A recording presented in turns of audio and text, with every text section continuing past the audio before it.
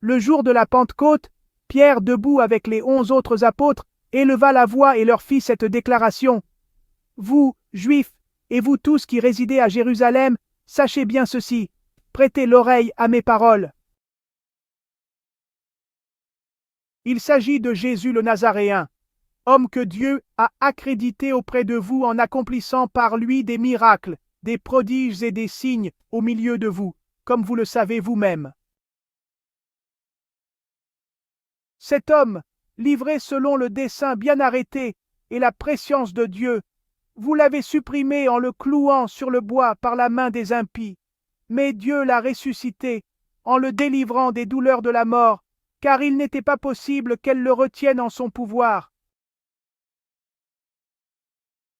En effet, c'est de lui que parle David dans le psaume. « Je voyais le Seigneur devant moi sans relâche, il est à ma droite, je suis inébranlable. C'est pourquoi mon cœur est en fête, et ma langue exulte de joie. Ma chair elle-même reposera dans l'espérance. Tu ne peux m'abandonner au séjour des morts, ni laisser ton fidèle voir la corruption. Tu m'as appris des chemins de vie, tu me rempliras d'allégresse par ta présence. » Frères, il est permis de vous dire avec assurance, au sujet du patriarche David, qu'il est mort, qu'il a été enseveli, et que son tombeau est encore aujourd'hui chez nous. Comme il était prophète, il savait que Dieu lui avait juré de faire asseoir sur son trône un homme issu de lui. Il a vu d'avance la résurrection du Christ, dont il a parlé ainsi. Il n'a pas été abandonné à la mort, et sa chair n'a pas vu la corruption.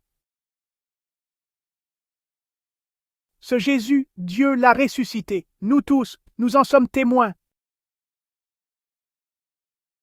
Élevé par la droite de Dieu, il a reçu du Père l'Esprit Saint qui était promis, et il l'a répandu sur nous, ainsi que vous le voyez et l'entendez.